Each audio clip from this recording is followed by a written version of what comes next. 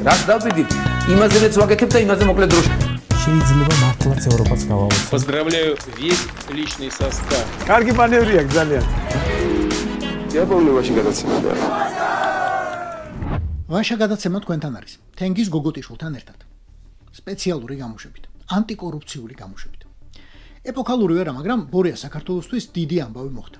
ანტიკორუფციული ბიურო რომ ქვია, აი იმ კანტორამ როგორც იქნა გახსნა თანამდებობის პირთა დეკლარაციები, რომელთაც შარშანდელ შემდეგ მალავდა. ეს არ აქვეყნებდა. ტექნიკური შეფერხებაა ამბობდნენ.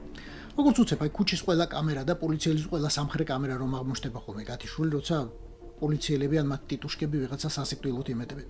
აი ზუსტად ასევე რაღაცა ეტაკა მაინც და მაინც დეკლარაციებს და PDF-ის ფაილები ვერ ატვირთეს.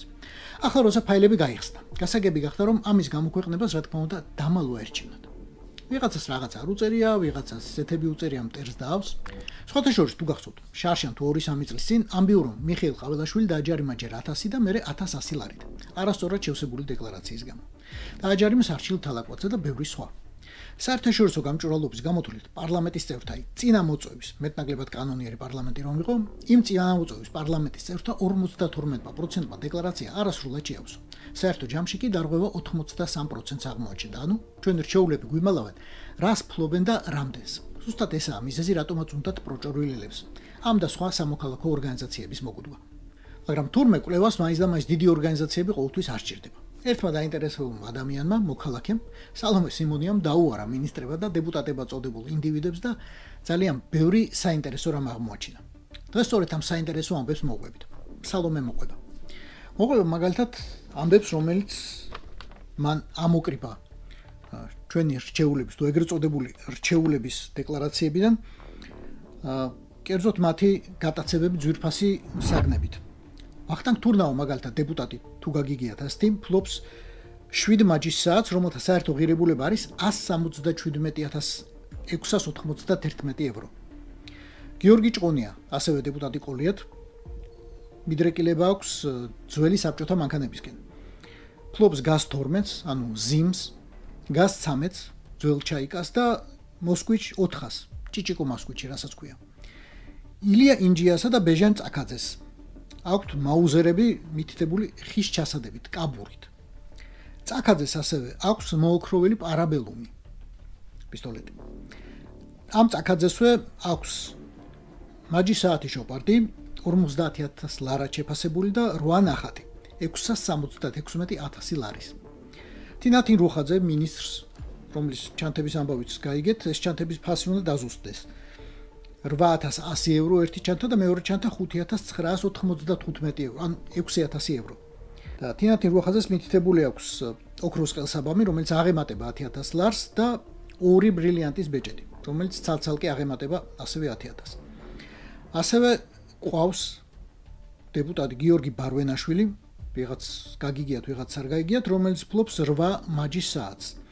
და ამ საათების საერთო ღირებულება არის 429,400 დოლარი. ანუ 1,200,000 ლარი.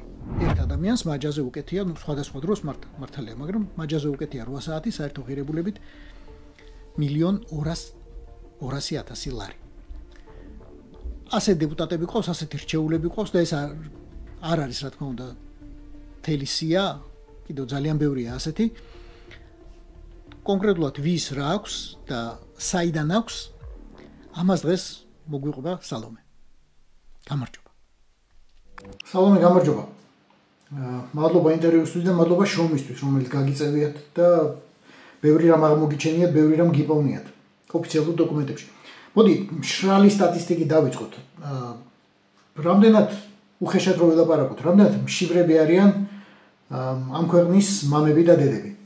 ისინი ვინც საკუთარ თავს დეპუტატებს ან მინისტრებს უწოდებს. ესე იგი, ცოტა ხნის წინ მე რატომღაც არ დამეზარა და შევისწავლე ყველა დეპუტატის დეკლარაცია და ასევე ყველა მინისტრის. და ესე იგი, აღმოჩნდა ესეთი რამ, რომ საქართველოს პარლამენტში ზის 89 დეპუტატი და მათგან არის 33 ოფიციალური მილიონერი, და ოცნებას ყავს 14 მინისტრი და აქედან 7 არის ოფიციალური მილიონები. ხა ეს რას ეყრდნობა? ეს ეყრდნობა მათ მიერვე შევსებულ დეკლარაციას, რომლის ვალდებულებაც აქვს რომ შეავსონ. და ეს არის მათი უძრავ-მოძრავი ქონება, ძვირფასი ნივთები, აქციები, ბიტკოინები და ასე შემდეგ. ანუ ჯამი, ასე ვთქვათ, თითოეული ამ პიროვნების, ამ დეპუტატის თუ მინისტრის, ასე ვთქვათ, ჯამური ქონება $1,000,000 აღემატება, შესაძლოა რამდენიმე მილიონი, ზოგიერთ მათგანის შემთხვევაში რამდენიმე მილიონიც იყოს მათი ქონება და არიან ისეთები, რომლებიც მიახლოებული არიან, ასე ვთქვათ, ეგრეთ წოდებულა მილიონერობამდე, ну ცოტა აკლიათ რა. მისალოცი ამბავია. რატომაც არა, ვინ იტყოდა უარს? და ეს ქონება მათი დაგროვილია, მათი მარიფათით არის ნაშოვი თუ რა ვიცი, მამების და ბაბუების დატოვებულია. თქვენ იცით რომ ჩაკეტილი იყო დეკლარაციები გარკვეული ხნის მანძილზე და სულ ახლა ხანს გახსნეს, მაგრამ ადრეც ვაკვირდებოდი როცა იყო ეს შესაძლებელი, ნაწილი ესეც ცალსახად ახლა შეიძლება ციფრები გამიჭირდეს რომ ვთქვა, მაგრამ დიდი ნაწილი ამ შემთხვევაში არის უფრო ახლად გამილიონერებული, ასე ვთქვათ, აი ბოლო წლების მანძილზე, უფრო ესე ზუსტად რომ ვთქვათ, ბოლო წლების მანძილზე გამილიონერებული და რაც ჩემთვის საგულისხმო იყო, ამ ესე იგი დეპუტატებიდან 99 დეპუტატიდან 27 მათგანი არის ბიზნეს საქმიანობით ოფიციალურად დაკავებული და ეს გულისხმობს ახლა ბიზნეს აი კომპანიებს ხობენ მაგალითად ეს შეიძლება იყოს 1, 2 ან ზოგ შემთხვევაში 20 კომპანიაც კი არის ერთი დეპუტატის სახელზე 25 კომპანიაც კი არის ერთი დეპუტატის სახელზე და მინისტრების შემთხვევაში მაგალითად 6 მინისტრი 14-დან ოფიციალურად არის ასე ვთქვათ ბიზნესით დაკავებული. არიან სხვათა შორის ისეთები, რომლებიც მევახშეობით შეულობენ ფულს, ანუ მათ ოფიციალურად აქვს მითითებული დეკლარაციაში, რომ აპროცენტებენ თანხას და ასე ვთქვათ, აქედან იღებენ შემოსავალს. ერთ-ერთი მათგანი არის მაგალითად პარლამენტის თავმჯდომარე შალვა პაკვაშვილი, რომელსაც მითითებული აქვს, რომ გარკვეული ოდენობის თანხას აპროცენტებს და ყოველწლიური შემოსავალია გარკვეული ამ პროცენტის სახით.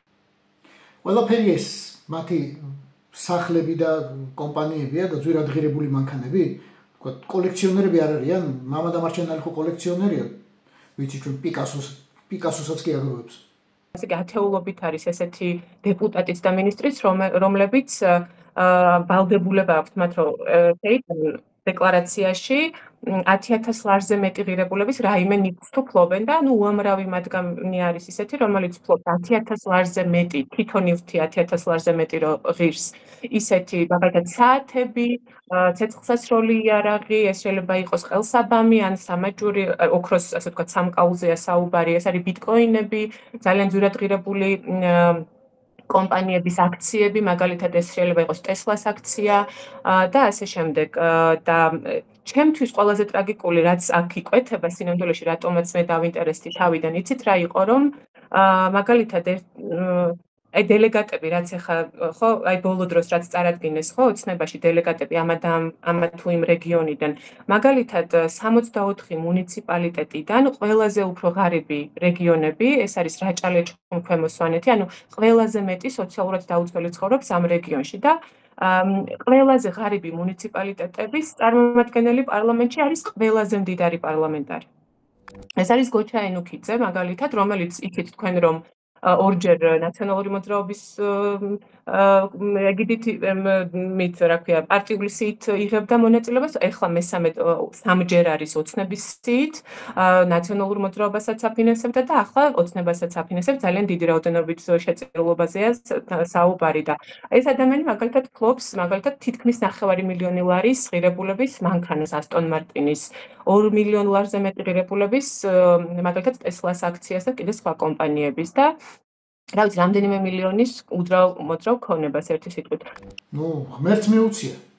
გახსოვთ თქვენ ბეჟან წაკაძემ რომელსაც კითხეს რომ აი ხო გემახსოვრებათ რომელსაც კითხეს რომ აი მაგალითად სვეტი ცხოველი ხა რო ირეცხება წყალი რო ჩასდისო რას ფიქრობთ ამასთან დაკავშირებით და მან თქვა რომ არა უშავს ხა ნუ სვეტი ცხოველი ვერ იქნება მუდმივი მაგრამ სამაგეროდ მიხაილ სოცკისთან ერთად რუს ოლიგარქთან ერთად ყიბულში აშენებს ეკლესიას და ეს ადამიანიც არის ნუ არ ვიცი ძალიან ერთ-ერთი გამორჩეული მულტიმილიონერი პარლამენტართა შორის ხო ეს ადამიანები რამდენად მდიდარ რეგიონებს წარმოადგენენ, იქნებ გარშემო ყველა ასე ცხოვრობს იმ რეგიონებში. სამეგრელოში იცით თქვენ ახლა რა დონის სიღარიბეა და რა ვიცი ხან ბავშვები გაჭირვების გამო იწვევიან ეს ამბავი ხო ეს ტრაგიკული ამბავი რამდენიმე წლის წინ მოხდა როცა დედამ ვერ გადაიხადა გადასახადი დენის და ბავშვები სანთლის შუქზე ჩაეძინათ ბავშვებს და დაიწვნენ ტყუპები ხო ეს ტრაგედია დაწყებდა მაგრამ სამაგეროდ სამეგრელოს ყავს ორი დელეგატი რომლებიც მულტიმილიონერები არიან ხო ეს ილია ინჯია და გიორგი ხახობია მაგალითად ილია ინჯია ფლობს რა ვიცი მოსკოვში ბინას ძალიან ძვირადღირებულს რამდენიმე ასეულობით $1000 უძრავ მოძრავ ქონებას 20,000 ლარის მაგალითად ერთის ცეცხლსასროლი იარაღი აქვს მას თუნდაც რა და ასე შემდეგ ანუ ესე იგი თუნდაც ახლა მინისტრების მაგალითზეც რო ავიღოთ ხო ეს მინისტრებიც ჩვენ ვიცით რომ რამდენიმე კომპანიას ფლობენ, აი მაგალითად 6 მათგანი ზუსტად დეკლარირებულად ვიცით რომ რამდენიმე კომპანიას ფლობს და აი ორ ჩანთას ფლობს მაგალითად 55,000 ლარამდე ღირებულების კულტურის მინისტრი. ბოლომდე სამართლიანები რომ ვიყოთ, უქონელებიც ხომ არიან, ვიღაცები ყავს უქონელები, მაგალითად ყაველაშვილს მახსოვს რომ მარტო საბანკო ვალი ქონდა დეკლარაცია ხელფასი კი არ ქონდა ასახული და საბანკო ვალი ქონდა რაღაც 60,000 თუ რაღაც. საქართველოს პრეზიდენტს, ეგრეთ წოდებულ პრეზიდენტს ყაველაშვილს რამდენჯერმე აქვს არასწორად შევსებული დეკლარაცია, იმიტომ რომ ეს სრულად უპოვარი არის ახლა ამ დეკლარაციით, ან ერთადერთი გარაჟი არის თუ არ ვცდები მის სახელზე, ფარეხი, ავტოფარეხი არის მის სახელზე. მაგრამ ესე იგი ოცნების პრეზიდენტი დაჯარიმებულია თავად ესე იგი სახელმწიფო სტრუქტურების მხრიდან ვინც ამოწმებს ამ დეკლარაციას ანტიკორუფციულია თუ სხვა უწყება არის მაგრამ ნამდვილად ვიცი ეს რომ დაჯარიმებული არის ყაველაშვილი არასწორად შევსებისთვის დეკლარაციის და ასევე რამდენიმე დეპუტატიც არის სხვათა შორის ეხლა შეიძლება ეს არ ჟღერდება და ამას არ ახმაურებენ საზოგადოებრივ დეპუტატმა არასწორად შეავსო დეკლარაცია ცოტა ისე ჟღერს, მაგრამ ნამდვილად რომ თავადვე აჯარიმებენ, ასე ვთქვათ, სახელმწიფო სტრუქტურები ოცნების დეპუტატებს და ამ შემთხვევაში აი ყაველაშვილის მაგალითი შეგვიძლია მოვიყვანოთ, ეს ნამდვილად დარწმუნებით შემიძლია რომ გითხარით. კარგი, ყაველაშვილმა შეიძლება წერა არ იცის, რაც საერთოდ არ გამოურიცხავ ამას და ლოგიკური ვერსია რომ ვერ გაიგო როგორ უნდა შეავსოს დეკლარაცია და რა უნდა ჩაწეროს, შიგნით რა არ უნდა ჩაწეროს, მაგრამ ზოგადად აი ყველა დეკლარაციის შეჯამებით იქნება თუ არა სურათი რომ ეს ადამიანები ვისაც ქვეყნის მამები და დედები ქვიათ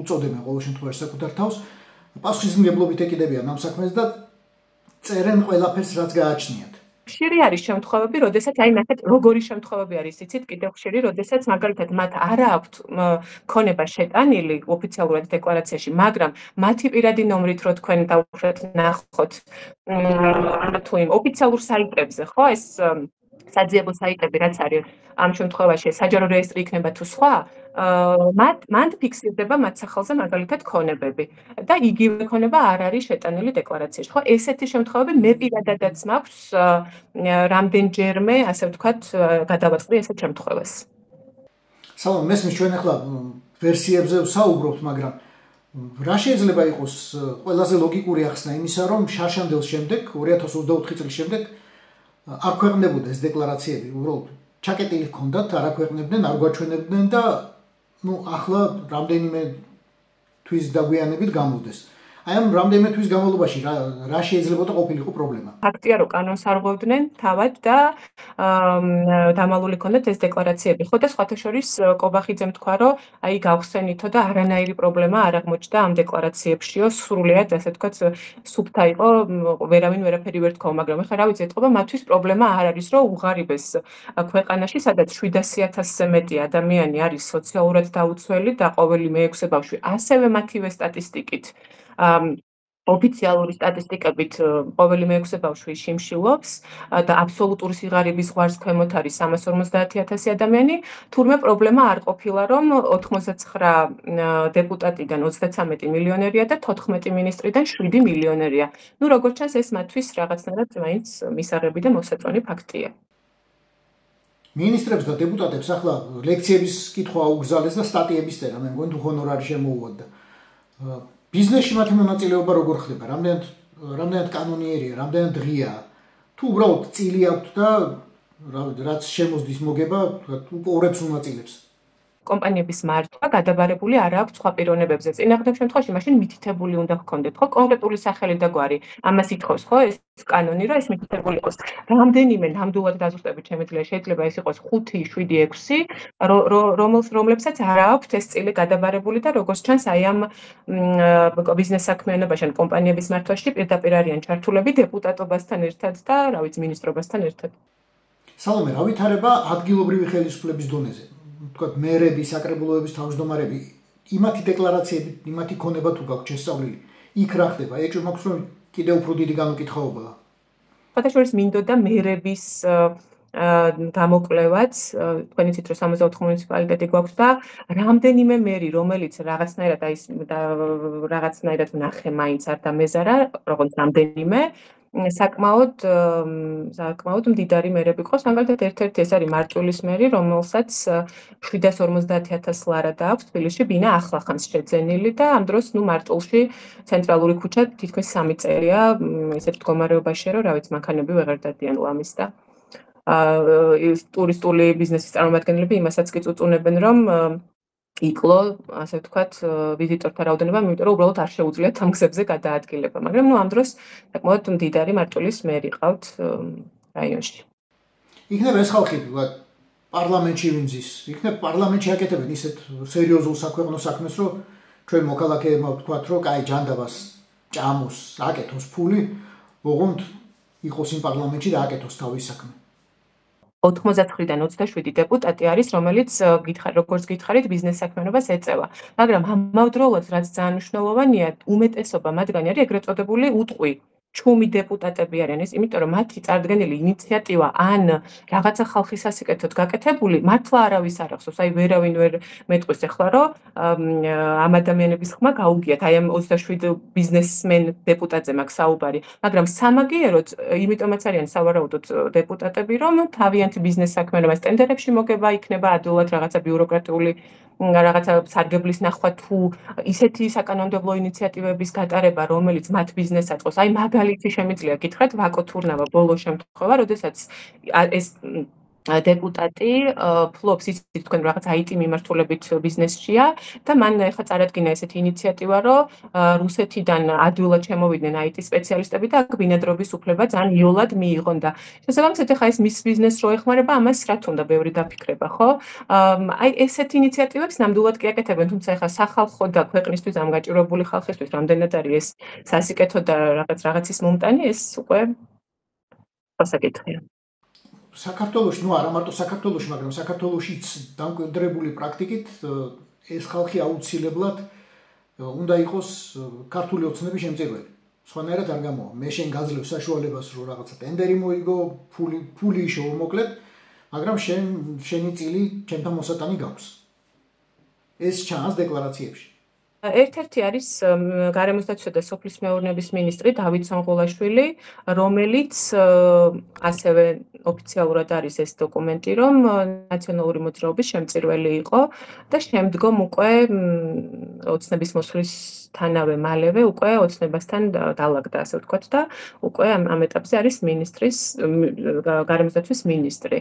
და ასევე სხვათა შორის მისი ოჯახის წევრებიც ძალიან მსხვილი შემომწირველები მამა და ძმა სონღულაშვილის, რომლებიც რაღაცა ჰესებით არიან დაინტერესებული და ბევრი სხვა მიმართულებით ბიზნესი აქვთ, ბევრი უძრავი ქონება და ასე შემდეგ. ძალიან მსხვილი შემომწირველები არიან ქართული ოცნების სხვათა შორის და თავად მინისტრი იყო ნაციონალური მოძრაობის შემწირველი.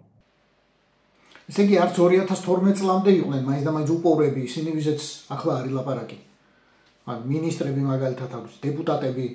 აი მაგალითად მარიამ ქვრივიშვილი, რომელიც არის ოფიციალური მილიონერი მინისტრი, მაგალითად ტურიზმის ეროვნული ადმინისტრაციის ხელმძღვანელის მოადგილე იყო წინა 2012 წლის ჩათვლით.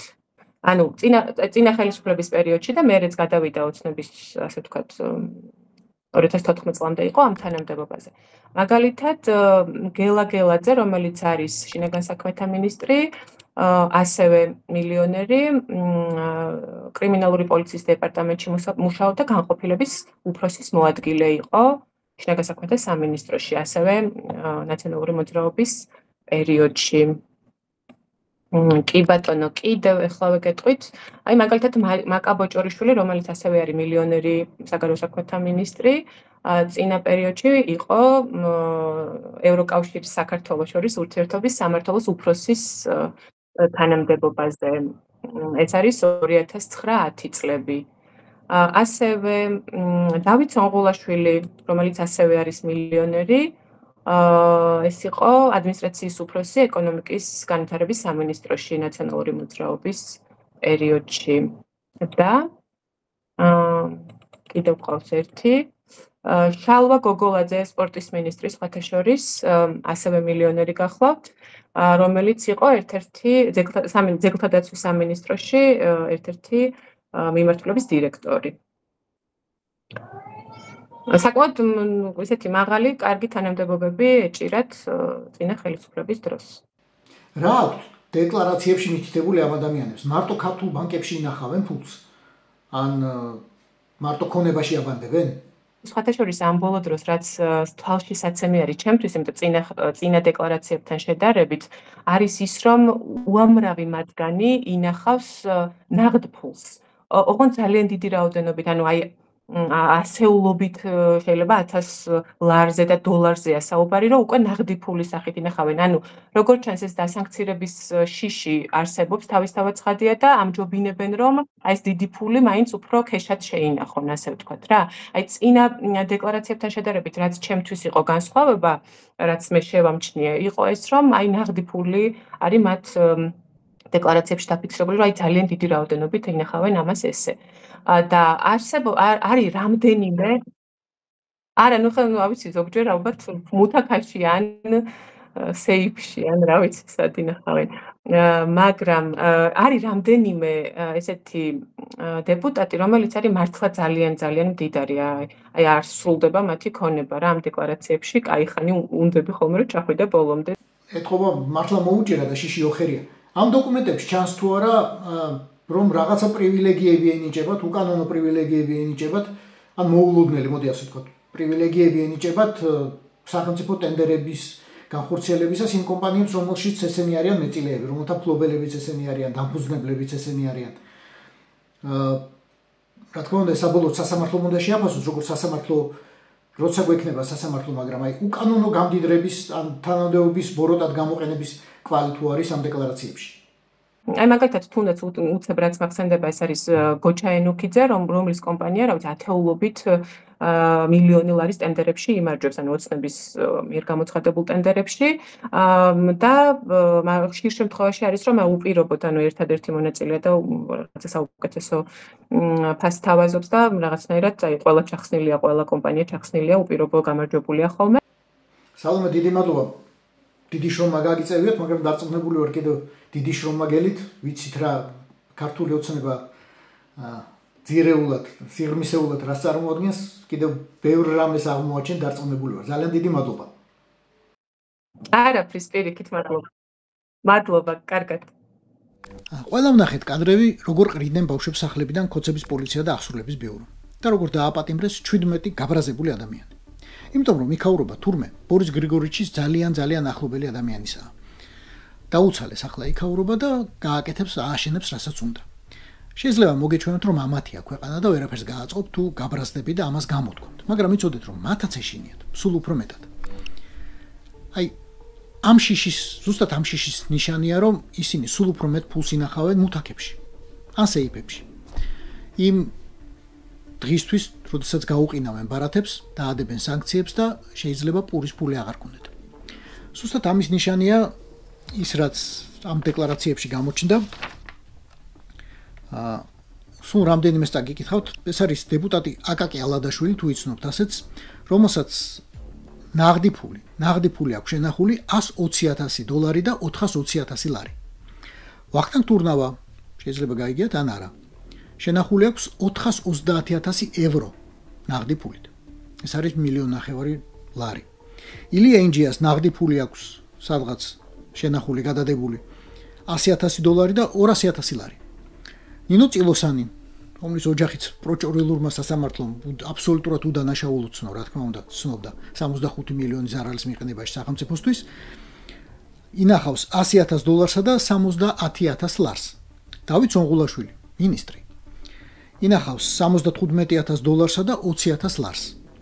შალვა გოგოლაძე, ასევე მინისტრი, ინახავს $350,000 ლარს. ალუდა ღუდუშაური მუთაქაში სეიფში თუ სადღაც ინახავს $102,000 და €20,000 ევროს. ეს არიან ადამიანები, რომლებიც და არა მარტო ესენი, რომლებიც თითქოს უნდა წარმოადგენენ მაგალითს, როგორ ენდობიან სახელმწიფო სისტემას, როგორ ენდობიან საბანკო სისტემას და მთელი ფული მიბარებული აქვს ბანკებისთვის, თან როგორ იღებენ ამით მოგებას, მაგრამ როგორც ხედავთ, არც ისინი ენდობიან ბოლომდე, არც ქართულ საბანკო სისტემას, არც რომელიმე სხვას, ზუსტად იმიტომ, რომ ეშინიათ სანქციების შიშით. და ასე ძალიან ბევრია, განსაკუთრებით ისინი, ვინც ბატონ ბორისთან არიან დაახლოებულები. მათ ჯერჯერობით დღეს არ უჭირთ არც პურის ფული, არც ასტონ მარტინის ფული, არც იაგუარის ფული. ისინი თავის თავს მიხედავენ, თქვენი იკითხეთ. ხვალ ბავშვებს რა აჭამოთ და ზეგ ვინ შემოხაზოთ. ეს იყო სპეციალური გამოშვება თენგიზ გოგოტიშვილთან ერთად. მოგვიწონეთ, გვიყურეთ და გამოგვიწერეთ. Facebook-ზე, YouTube-ზე, TikTok-სა და Instagram-ზე. რაც დავიდით, იმაზეც ვაკეთებ და იმაზე მოკლედ დროში. შეიძლება მართლაც ევროპაც გავაუწყოთ. Поздравляю весь личный состав. კარგი მანევრია ძალიან. Я помню, очень гадаться надо.